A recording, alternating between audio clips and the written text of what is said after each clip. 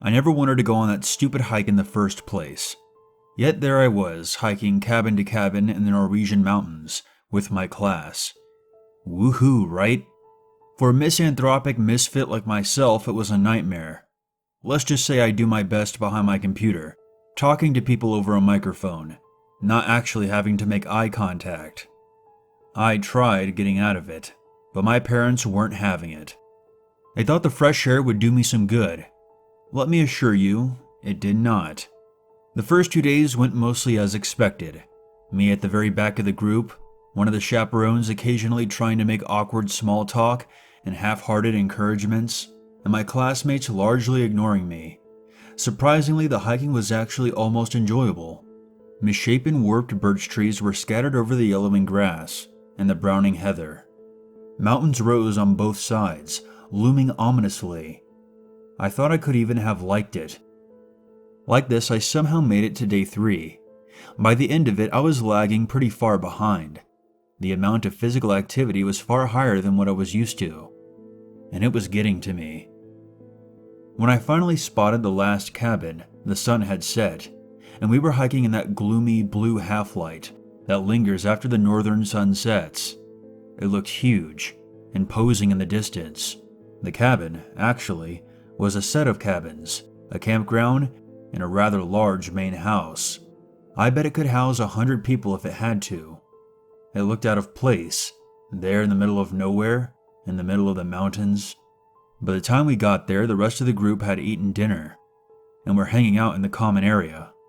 I got to eat with a teacher who had to hang back and make sure the rear, i.e. me, made it all the way, which is how I learned that the place was closed for the season. So only our group of 30 or so teenagers were sleeping there. Our teacher knew the people who ran it. He organized it so they would just have to drive in food for us, and leave us to use it. So there we were, about 30 kids, 2 teachers, and the vast empty space of the mountains and valleys. I didn't want to interact with the others. I wanted to be asleep, or believably pretending to be asleep, when the rest of the guys I would have to share my room with went to bed.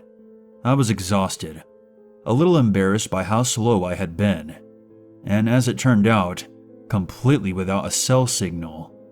So staying up had nothing for me. I headed straight to my room and promptly went to sleep. In the middle of the night, I woke up in a panic. The room was pitch black. Usually our rooms weren't that dark. These places never managed to keep the light out completely. Light would seep through from the hallway. The moon would shine through a gap in the curtains. Some red light would be blinking on some appliance. Something would pierce the darkness, but this one was just pitch black. I was sure someone was in the room, standing above my head, looking at me. You know, one of those silly things you think of. My breath caught in my throat. My heart beat like crazy. I laid there for what felt like hours. Nothing happened. Of course nothing happened. I tried to talk myself down in my head. I was being silly. I was safe. There was just miles and miles of empty woods and hills around here where anything could be hiding. Could have followed us. Could have seen us. Defenseless. Alone. No, you're safe. Don't be silly.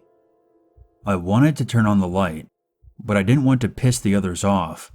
But I really wanted to turn on a light. As a sort of compromise, I decided to go to the bathroom. That meant I could turn on the light in the hallway and sneak a peek back into the room. I sat up, swung my legs off the side of the bed, and felt around for my shoes. I put them on and snuck out the door. I flicked the switch in the hallway. I glanced back into the room. Nothing there. Of course. I just had to make sure. I walked down the hallway until I found the bathroom. The air was freezing. Someone had left the window open. Ha, I thought. Someone took a shit. Nice of them to air it out, I guess. But when you leave a window open in Norway, in the mountains, in the middle of October, at night, it gets really, really cold. I did my business and walked over to the window to close it. Not that I cared about those other idiots. They could freeze in the morning for all I cared. But still, you just don't leave windows open when it's cold out. As I went to close it, I looked out the window and caught a glimpse of the night sky. It was covered in stars, and there, right above the nearest mountain, a vague green blob was materializing. Northern Lights? This far south? My heart almost stopped. I had never seen the Northern Lights in my life. We hardly ever got them as far south as where I live.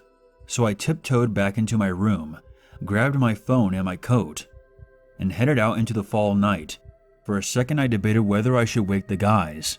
They would probably love seeing the Northern Lights as much as I would. Screw them, I decided. Not like they would wake me up if the tables were turned. Frost covered the ground, glittering in the strange green light from the sky. It was the Northern Lights. Not very strong, not very defined, but undeniable still. Nothing else turns the sky green like that. I stood there, staring at the sky, freezing for hours. The fear from earlier had completely gone. I stood there, so small, so insignificant, under the stars and the strange green light that flickered across the skies, completely mesmerized. Finally, my whole body started shaking, and I realized that I was freezing, and I had to go back inside, no matter how beautiful this all was. My eyes had adjusted to the dim light from outside, so I snuck down the corridor without turning the lights on. I knew the bright light would blind me, and I didn't want to burn out the beautiful memories of the aura with the grim fluorescent light that lined the hallway. I used the light on my phone to identify my room. I snuck back into my warm bed and promptly fell asleep. I woke up with a start and groped around on the floor for my phone. 10:30, it read. Shit, I overslept. Breakfast was at 7:30, and we were supposed to be hiking by 9. Shit. I jumped out of bed, almost hitting my head on the bunk above me. Why hadn't anybody woken me up? The blinds are still down. The room was dark. I opened the door. The corridor outside was dark. The whole place was quiet. I flicked the light switch. The power was out. A chill ran down my spine. Was something wrong? The room was dead quiet. No snoring from the boys. I was clearly the only one there. Questions trudged through my sludgy morning brain. Was this some sort of prank? Leave the weirdo behind? But the teachers wouldn't have gone along with it, would they? The slow burn of worry started in my gut. I was all alone in the wilderness. All that empty space. Wait, no. There was a road. I had my phone. Someone could come get me. I wasn't lost. I was just forgotten. Actually, they probably hadn't left me behind. Maybe there was a storm or something.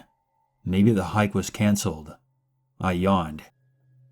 Even if they had left me, it just meant that someone would have to come get me, and I didn't have to hike the last leg of the trip. Fine. I grabbed my jacket, put my feet into my shoes, and set off to find some people or some food, preferably both. I was still half asleep as I shuffled into the dining room. I registered that it was also empty. Breakfast was clearly over, as the teachers had promised it would be. I was hungry though. I crossed my fingers that I would find some leftovers in the kitchen. I pushed open the door with the staff only sign, shuffled across the linoleum floor, opened the fridge, and to my delight, I found it still full, the pantry as well. I made myself a sandwich, and my mood improved considerably. I might have been left behind, but I was left behind with food. It wasn't all bad. I munched on my sandwich while considering what to do next. I went to make a second one when it occurred to me that there was a lot of food there. Like, too much. This is all the food we would have needed for the breakfast. Had the others eaten? The uneasy feeling came back. Why would they have left without eating? It made no sense, unless something had happened. Again I thought of the vast wilderness of the lonely road, of something that could be hiding in the mountains, in the house, in the rooms. God, no. There were so many rooms, empty cabins, empty spaces, closed doors. Closed doors, with God knows what behind them. I should have checked the rooms. Why hadn't that been my first move? Because I didn't want to.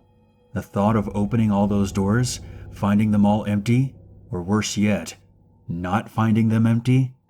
The fear started growing within me, and I knew I had to do something, and had to do it before I was totally paralyzed by panic. So I gathered all my courage, got to my feet, and left the kitchen. The sound of my steps rang out through the cavernous dining room. They seemed so much louder now. My heart was pounding by the time I tiptoed down the dark hallway. The only window was at the far end, and the sky was covered in clouds. It didn't do very much to lighten up the corridor, and it did nothing for my fear. I found myself stopping outside my room. I already knew it was empty, but I still wanted to check there first. Maybe because I was so sure that it was empty. It felt like a safe place to start. Or maybe because, deep down, I knew something was very, very wrong.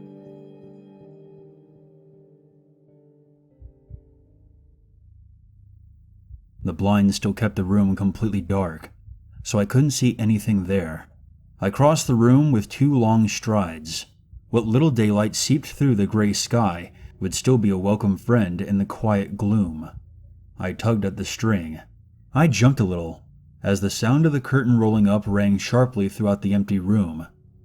I turned around. To my great surprise, Peter, one of the guys, was lying in the bed opposite of mine, clearly fast asleep. Relief flooded through me. I wasn't alone. "Peter?" I croaked. I cleared my throat. "Peter," I repeated a bit louder. No response. It occurred to me that it made no sense that he was still here. There were so many reasons why he should not be asleep in this bed right now. I took a step toward him. "Peter," I whispered, heart beating in my throat. I reached out, grabbed his arm under the covers, and shook. No response. He seemed totally dead. The thought hit me like a ton of bricks. Dead? No. No way. Absolutely not. I forced my shaking hand towards his neck to feel for a pulse. My fingertips made contact with his icy skin, and I knew instantly that he was dead. Nobody alive could be that cold. He had been dead for hours. My knees gave out under me, and I crashed to the floor. Peter was dead, just lying there, next to me. He had been dead this whole time. I had walked in and out of the room. I had eaten breakfast. He had been dead the whole time. Oh God. I vomited on the floor. Somehow I made it to my feet.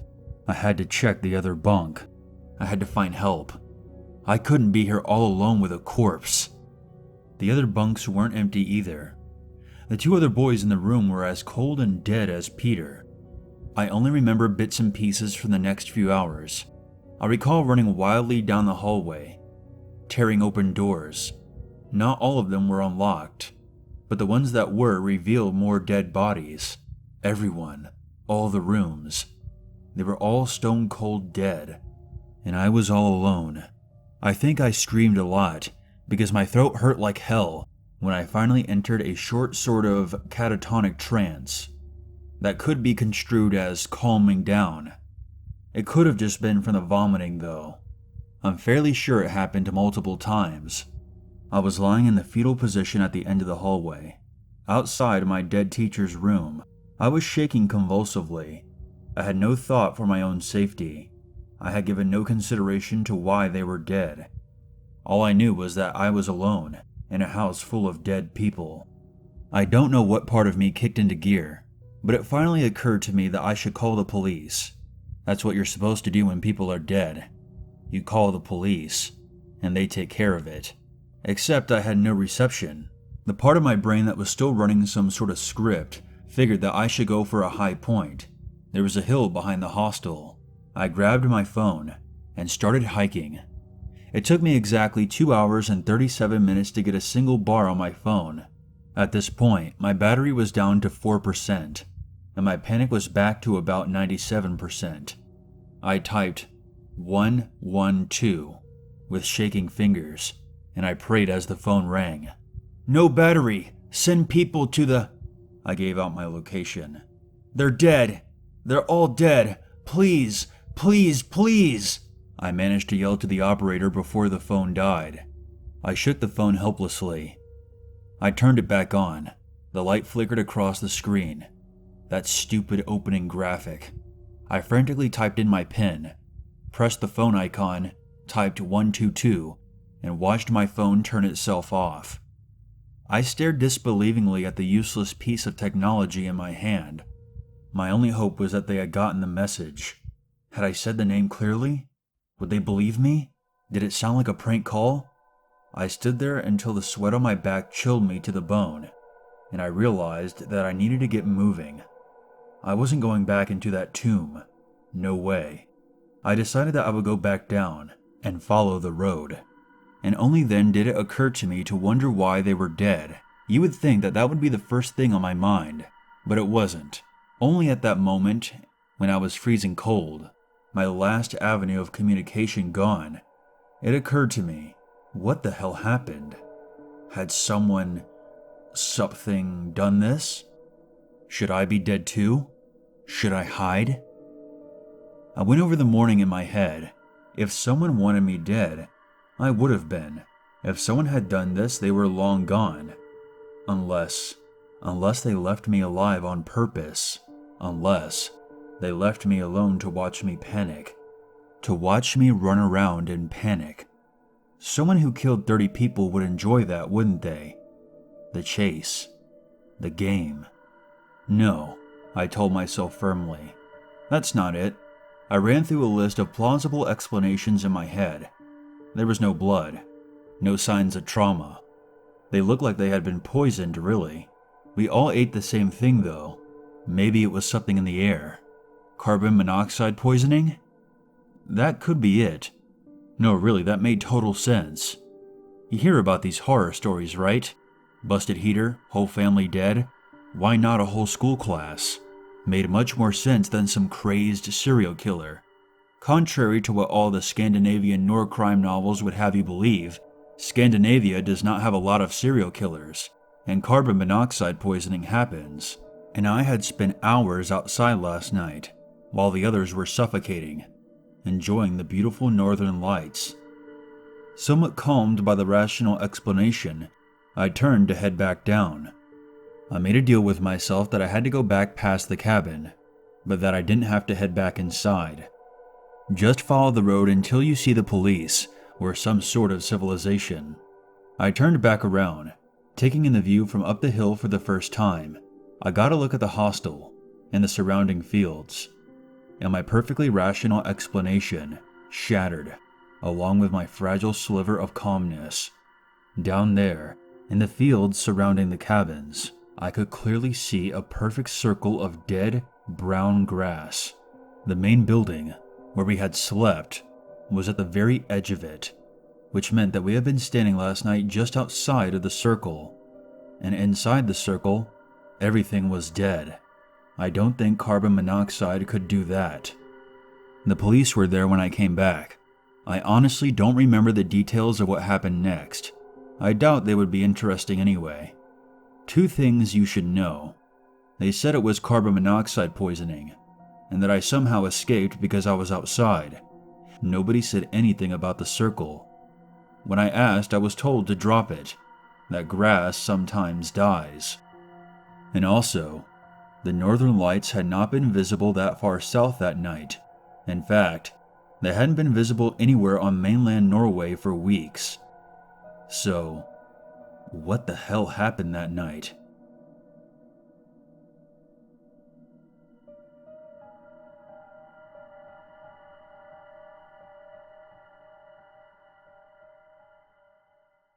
There's always a reason to be afraid.